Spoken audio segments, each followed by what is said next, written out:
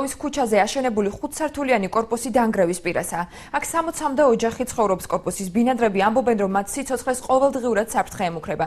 თუმცა მიუხედავად ამგვარი რისკებისა, სახლებს მაინც ვერ ტოვებენ. ამბობენ, რომ მერიისაგან მყარი გარანტიები ამ დრომდე ვერ მიუღიათ, გამოუყოფს თუ არა თვითმმართველობა მათ ალტერნატიულ ბინის ფარდს. თამარ კიკნაძე მოგითხრობთ. ლერმონტოვის 102 ნომერში მდგარი მრავალბინიანი კორპუსი უკვე 3 წელია ავარიულ საცხოვრებელთა ნუსხაშია შესული. ადგილობრივების თქმით, სახლი რეაბილიტაციას აღარ ექვემდებარება. კორპუსი გადახრილია, რაც საცხოვრებელი ბინის იატაკზე ადვილი შესამჩნევია. თვალშისაცემი დახრილობისაგან ბზარები გაუჩნდა საყრდენ კედლებს. კორპუსის მცხოვრებლები ამბობენ, რომ კედლების რყევის ხმა თითქმის ყოველ ღამით ესმით. ყველას მიუმართე დასახმარებლად ბათუმის მერიასაც არანაირი ზომები არ მიიღეს. სახლის ერთი მხარე ყოველდღე იხრება და მიწაში ეფლობა. 3 დღის წინ შვილიშვილთან ერთად მეძინა, უცებ კედლები ამოძრავდა და ქვებმა ცვენა დაიწყო. ფანჯრის მინაც ჩაიმტვრა, ეზოში გავცვივდით. ძალიან გთხოვთ დაგვეხმაროთ. წარმოშობით ლიტველი ვარ, ვიფიქრე საერთოდ წავალ აქედან მეთქი, მაგრამ 50 წელია ბათუმში ვცხოვრობ და არ მინდა საქართველოს მის ფარგლებს გარეთ სახელი გავუტეხო და შევარცხვინო. დამეხმარეთ გთხოვთ. კორპუსის მცხოვრებლებმა ბოლო წერილი, რომელშიც ყურადღებას ითხოვდნენ თვითმმართველობას, ერთი თვის წინ ჩააბარეს, თუმცა პასუხს აქამდე ელოდებიან. წერილი გქონდა, მაგის წერილის პასუხიც არ მოგცენ ახლა.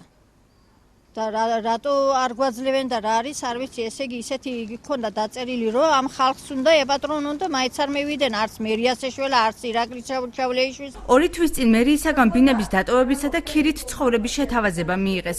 მათ დროებით საცხოვრებლებში მანამდე უნდა იცხოვრონ, ვიდრე მერია გამოსავალს არ იპოვის.